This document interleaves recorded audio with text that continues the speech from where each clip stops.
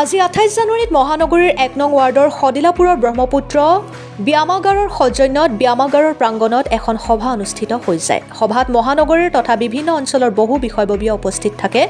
সভাত সভাপতিত্ব কৰে ৰবীন ডেকাই। উক্ত সভাতে সভাপতিত্ব হিচাপে পল্লৱ কুমাৰ দাসক, বিশ্বজিৎ বৰ্মনক কাৰ্যকৰী সভাপতি হিচাপে, খুন্তি বৰ্মনক সম্পাদক হিচাপে, কাৰিকৰী সঞ্চালক হিচাপে বলিন কলিতা, কোষাধ্যক্ষ হিচাপে বিৰাজ বৰ্মন সহিতে বহুকেইগৰাকী উপদেষ্টাক লৈ তথা বিভিন্ন বিষয়ববীয়াক লৈ কামৰূপ জিলা পাৱাৰ লিফটিং আৰু ষ্ট্ৰমেন সন্থা নামাকৰণেৰে এটা সন্থা শক্তিশালী কমিটি গঠন কৰে। জালুকবাৰীৰ পৰা বিশ্বজিৎ বৰ্মনৰ ৰিপৰ্ট, অৰুণোদয় আছাম।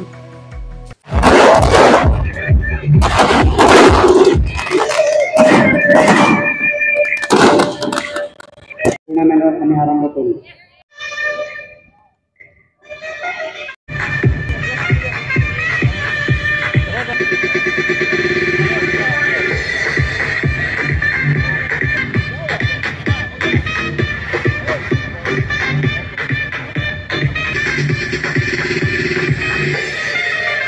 কৰিছোঁ যে এই যোৱা 21তম বৰ্ষ এই উদ্বোধন আপোনালোকে খেলখন পাতি আহিছে।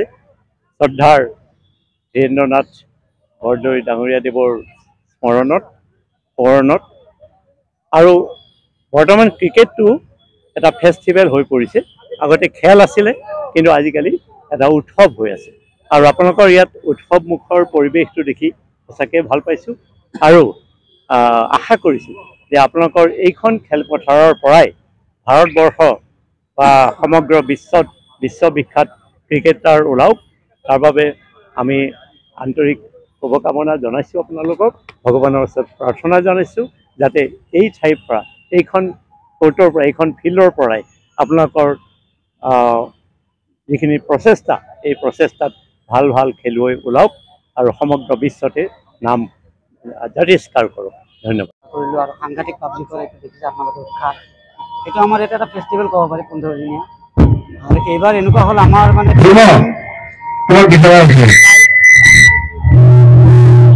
64টা টিম আমি ৰাখিছিলোঁ, কিন্তু এইবাৰ আমি 72টা টিম ল'বলৈ বাধ্য হ'লোঁ।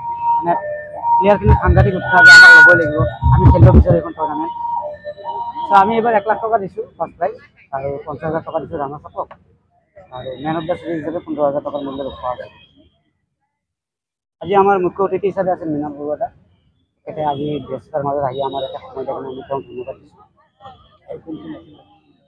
আৰু আমাৰ কি ক'লে পৰিয়ালৰ বাহিৰে আমাৰ দীপ বৰুৱা আছিল, লগতে আমাৰ স্থানীয় নাগৰিক আমাৰ লগত সহায় সহযোগিতা কৰি আহিছে প্ৰত্যেক বছৰে।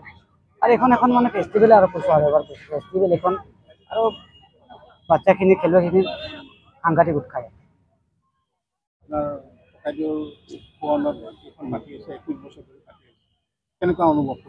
মই প্ৰথমতেই মাস্কৰ ক্ৰিকেট ক্লাবৰ সকলোকে মই আমাৰ পৰিয়ালৰ পিনৰ পৰা অধিক ধন্যবাদ জনাইছোঁ, তেওঁলোকক আশীৰ্বাদ দিছোঁ। আজি 21 বছৰ হৈ গ'ল, কিন্তু এই টুৰ্ণামেণ্টটো ইমান এতিয়া গোটেই অসমত সকলোৱে জনা হৈ গৈছে। সেইকাৰণে তেওঁলোকক মই আশীৰ্বাদ দিওঁ, জনাওঁ যে ভৱিষ্যতেও তেওঁলোকে ইয়াতকৈ আৰু ভাল কৰিব পাৰে। আৰু এটা ভাল লাগিলে, যোৱাবাৰ মই কৈছিলোঁ ইয়াত কোচিং চেণ্টাৰ এটা কৰিব লাগে আৰু যোৱা বছৰৰ পৰা কোচিং চেণ্টাৰটো ইয়াত হৈছে। গতিকে এতিয়া আমাৰ নেক্সট হ'ব কেনেকৈ আমি আছাম ক্ৰিকেট এছ'চিয়েশ্যনৰ লগত কেনেকৈ এফিলিয়েশ্যনটো কৰিব পাৰোঁ। যিহেতু এতিয়া সিহঁতে ক্ৰিকেট বলেদি খেলি আছে, আণ্ডাৰ 13 ল'ৰা। গতিকে সেইটো যদি আমি কৰিব পাৰোঁ, তেতিয়াহ'লে নিশ্চয় এই মাস্কৰ ক্ৰিকেট ক্লাবৰ ভৱিষ্যতে বহুতখিনি ভালেই হ'ব আৰু গোটেই অসমত জনাজাত হৈ যাব যে এইটো এটা বেষ্ট ক্লাব অসমত আছে। ইয়াত যিটো আহি পেলাই দেখিছোঁ উৎসৱমুখৰ পৰিৱেশ, তাত সঁচাকৈ মই অভিভূত হৈছোঁ বুলিয়েই ক'ব লাগিব। কাৰণ ইমান সুন্দৰ পৰিৱেশত আৰু সকলোৰে যিখিনি উৎসাহ দেখিছোঁ, খেলুৱৈসকল, দৰ্শকসকল আৰু সাংবাদিকসকলৰ পৰা আদি সকলোৰে এটা বিশেষ উৎসাহ আজি ইয়াত দেখিবলৈ পাইছোঁ। দেখি পেলাই বৰ আনন্দিত হৈছোঁ আৰু এই কথা জানিব পাৰি মই ভাল পাইছোঁ যে আজি 21 বছৰ ধৰি এই অনুষ্ঠানটো খুব সুন্দৰভাৱে চলাই আহিছে। আজি স্বচক্ষে মই দেখিলোঁ, আগতে খবৰ কাগজত বা ক'ৰবাত পঢ়োঁ বা খবৰ পাওঁ, কিন্তু এইবাৰ স্বচক্ষে দেখিবলৈ পালোঁ, মই নিজে উপস্থিত থাকিবলৈ পালোঁ, তাৰ কাৰণে বৰ সন্তোষ পাইছোঁ আৰু আশা কৰিছোঁ যাতে এইখন এখন এসময়ত অসমৰ এটা মেজৰ টুৰ্ণামেণ্ট যাতে হৈ পৰে।